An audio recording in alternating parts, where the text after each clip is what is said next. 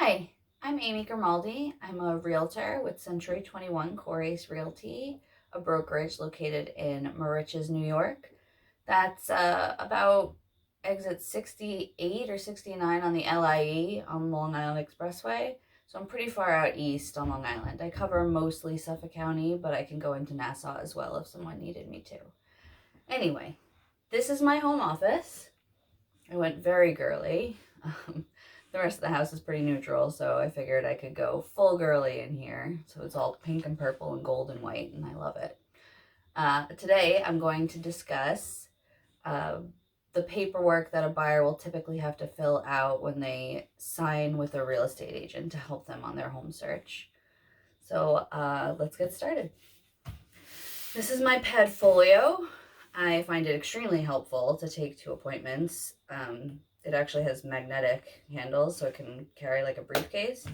But I'm a mom of small children, so I generally carry a huge purse, and this actually fits inside my purse, so I don't need the handles yet. Inside I have some paper clips, business cards, pens. This is my special sparkly pen. But I feel bad making guys use that, so I have more traditional pens in here as well. And then I have all my folders. So when I show up to an appointment with a buyer, I will have this folder. It's the Century 21 logo folder that I put my logo sticker on as well. And I'll also have my personal file folder where I put all of my client paperwork, and then I keep it in this file cabinet with all of my clients and my standard paperwork and disclosures and things like that.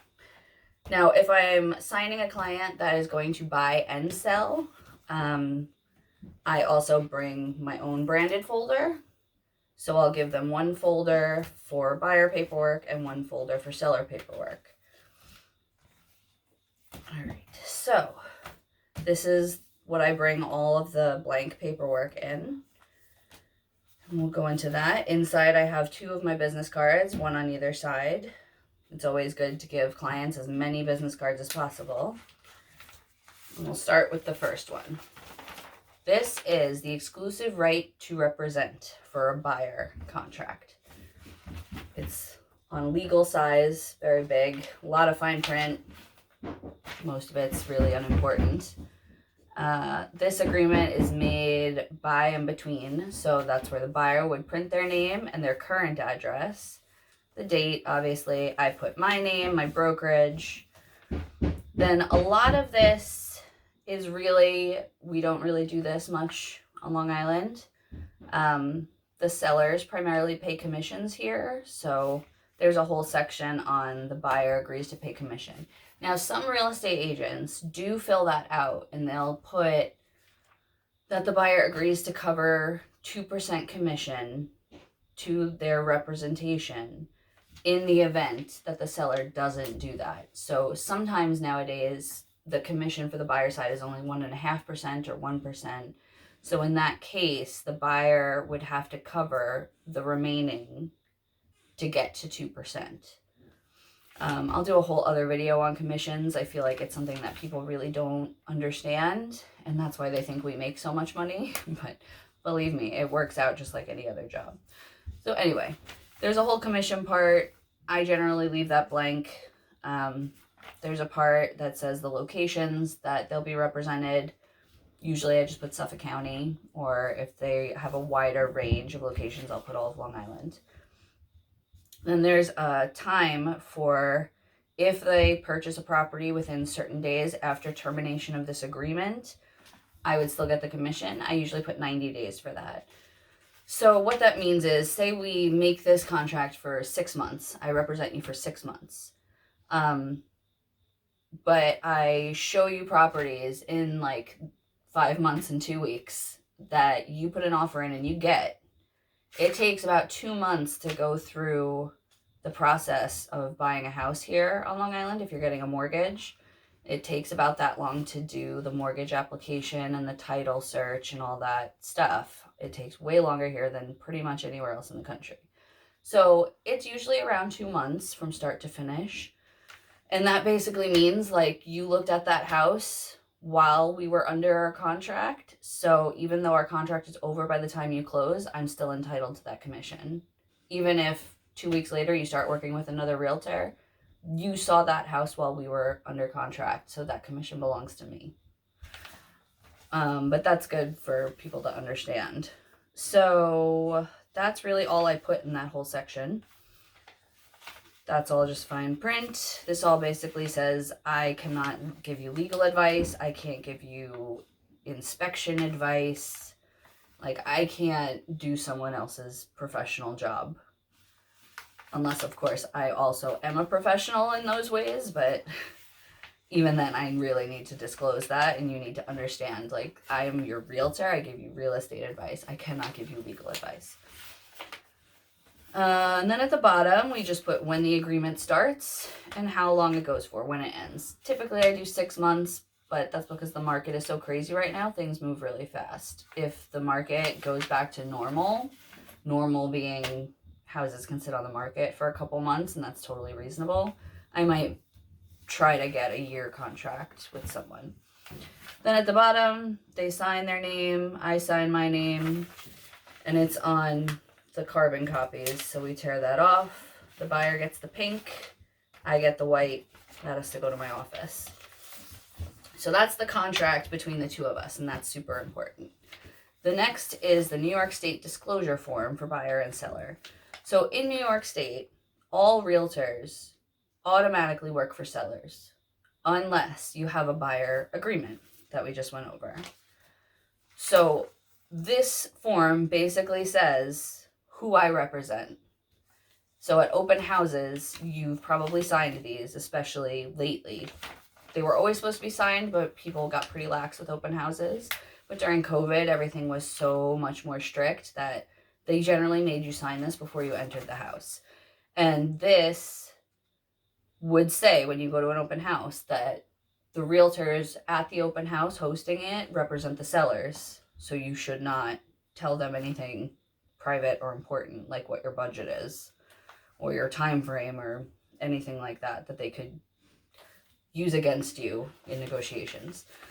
So since I'm representing the buyer and this is the forms we're filling out, the form is provided to me by, I would put my name, my company, broker, check off that I represent the buyer as a buyer's agent. There's a section here for dual agency that you can consent to in advance. Dual agent means if you happen to want to buy a house that I am also the listing agent on, that means that you agree in advance that I can represent both of you, the buyer and the seller. There's that option, or there's also dual agent with a designated sales agent, which means that I would assign someone in my same brokerage to represent one of you, the seller or the buyer, just for negotiation's sake. So you can consent to those in advance, or you don't have to. You don't have to consent to those at all, or you can just leave it blank for now, and then if that opportunity comes up, we can discuss it again then, what you want to do, if you're okay with me representing both sides or not. It says here, if dual agent, designated sales agent indicated above. This is just for us to put who you would let represent you if we were in that situation. So it's a bunch of hypotheticals. The most important part is at the top where we say that I represent you as your buyer's agent. Then you have to sign and date at the bottom. Again, this is a carbon copy. You get the yellow, I get the white for my office. This one is new. This is New York State Housing and Anti-Discrimination Disclosure Form. This lists all the protected classes in New York State and explains that you and I are not allowed to discriminate at all. So if you're a buyer, you can't say that you will only look at houses with certain ethnicities, genders, whatever.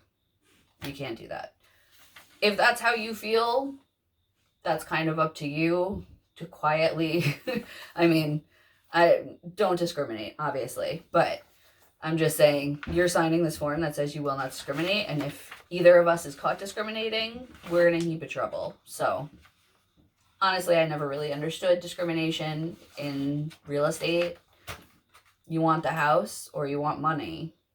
So why would you limit where you can get those things from? You know, like money's green from everyone. Just take the house or take the sale. So this is all about that. It says you have the right to file a complaint if you feel like you were the victim of discrimination. It tells you how to go about that, various websites, people to contact, departments. Just so you know, the protected classes in New York State currently, they're updated all the time, but currently is race, creed, color, national origin, sexual orientation, gender identity or expression, military status, sex, age, disability, marital status, lawful source of income, or familial status. You cannot discriminate against any of those things. So pretty much any reason you might not like someone, you can't discriminate when buying or selling a house.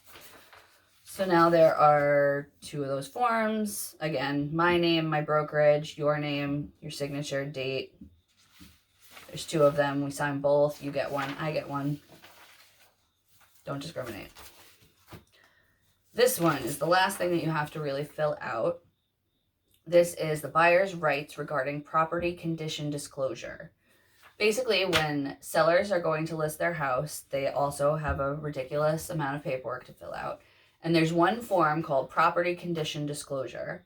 And it's a really long list of everything that might be in the house. All appliances, utilities, like construction, the vinyl siding, whole property, everything that's a part of it. And they are supposed to fill out the current condition of it.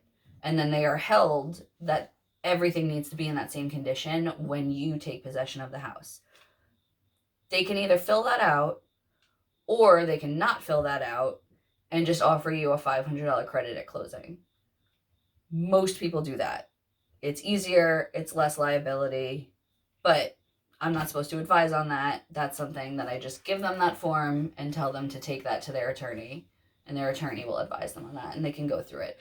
For example, if they didn't want to give a $500 credit at closing, and the house is like brand new, everything is perfectly fine, they might just choose to fill out that everything's good and not give the credit. Or on the other hand, if it's a handyman special, real fixer-upper house where everything is kind of bad, and you know that when you're buying it, they can do that as well, you know? Just fill out the thing that everything is in poor condition, and that is what it is, and not give the credit. However, most things are in a range between those 2 things, brand new and falling apart. So most people choose not to bother with it. This basically just says that I explained that to you. So you print your name, you sign it, you date it. And that way there's proof that you understood that option, that you may not get a condition disclosure. You might just get a credit. So that is the disclosure side. This side is more informative for both of us. There's generally a lead paint pamphlet. Any house built before 1978 needs to have a lead paint disclosure. They just need to let you know that it's possible your house has lead paint on it. And then it's up to you if you want to have any kind of lead paint testing. So there's a disclosure that we would get if you were interested in a house, or if you put an offer in on a house before 1978. The seller will have filled it out already, saying that they are unaware that there's ever been lead paint, or if they've done any testing on it. They sign that, then you sign that you know, and we all go from there. However, if the house was built after 1978, you don't have to worry about it. This is something that I made up, so that has my branding on it. It is the buyer needs and wants. So I have a bunch of questions on here that I'll talk to you about and fill out, just so I have an idea of what I'm looking for you. So we put your name, your budget, how many beds, baths, lot size, house size, towns and school districts. I ask if you want a fully move-in ready house, if you're okay with dated but maintained. So a house that maybe is like a 90s dream, but it's in really good condition. Or a fixer-upper. Then I have just places for notes if there's specific things that you need or want. And then I put times available for communication and times available for showings. So I have small children. I'm up pretty early every day, and I stay up kind of late as well. Also, my phone is always on silent, so you can literally text me anytime and it won't bother me. I may not respond right away, but like if you text me at 3 in the morning, I probably won't respond until 8 in the morning unless you tell me otherwise. So times for available for communication, you put there if you don't want to hear from me, like before 9 or 10, and when you don't want to hear from me at night either. And I will, to the best of my abilities, not text you or call you or email you during those times because I don't want to disturb anyone. If you're available all the time, then you may get texts from me at, 7 in the morning when I get up, or 11 at night, while I'm searching for houses. Times available for showings, that's mostly your work schedule if you have one, just so I know when I can schedule showings for you. Generally, I will search for houses every day, multiple times a day for you. And anything that I think fits your criteria or I think you should see, I will text you the link to it, and you can look at it and let me know what you're interested in seeing, and then I will schedule showings. So that helps me know when is good for you, and I'll always confirm it with you anyway, but that just gives me an idea. Because some listings have very specific times that they allow showings, and some want a certain amount of time in advance that you request it. So it's just good to have an idea of like, can I schedule this today, or do I have to wait for tomorrow or the next day? And then the last thing in here, also something that I wrote up, is the buyer process. So I wrote up a step-by-step instructions, or just an outline really, of the process of buying a house on Long Island. So it tells you everything you need to do along the way, everything that happens that you might not realize is going on. It's kind of written like a choose your own adventure. So for certain things, I put, we put an offer in, and then I have option if it's a no, if they decline your offer, or if it's a yes. You go back a step or you move forward a step. And it goes through what everyone's doing there, the loan officer, the inspector, how fast or long each process takes. And that's pretty much it. So you can follow along that while you go through the process so that you don't feel like you have no idea what's going on. I know it's kind of scary buying a house, especially if you're a first-time home buyer. And things can take a long time, which can freak you out, or someone isn't doing their job. You may need some help along the way, and that's what I'm here for. A realtor is basically the go-between for you and everyone else involved. So there's inspectors, loan officers, attorneys on both sides, another realtor, the client on both sides, the appraiser. There's a lot of people involved in this transaction. And then there's the bank attorneys and the title, and it's just a lot. So I like to check in at least once a week with my clients and make sure everything's okay. I also check in with the loan officer and the attorney and the other realtor, because there's just a lot of things that can get missed, or time goes and people don't realize how much time has gone while they're waiting for something. So I like to stay on top of it, and that's really it. So if you ever are unsure of what's supposed to be happening, you can always ask me, and I will get to the bottom of everything as fast as possible. So after we fill out all our paperwork, everything that I get to keep, I put in this folder for myself. So this is a previous client's stuff. And then a lot of this I have to go to my office and copy and give them copies, but I like to keep, I don't think a lot of people do this, keep hard copies themselves. I like to do that. So I make this folder for myself. I label it with the client's name, if they're a buyer or seller, and the year. And then I put it in here. So these are clients, and then I have folders with blank paperwork so I can make these folders up. So that'll go in there, and then I'll give you this, and you get to keep this. So this is a copy of every disclosure, and the buyer process, and the lead paint warning, and everything like that. So after that, that's pretty much it for our meeting. We go our separate ways, and I start texting you probably an hour later if I hadn't already shown you listings at our meeting. So that's that. That's all the paperwork needed for a buyer to have a realtor represent them. Good luck. Happy house hunting.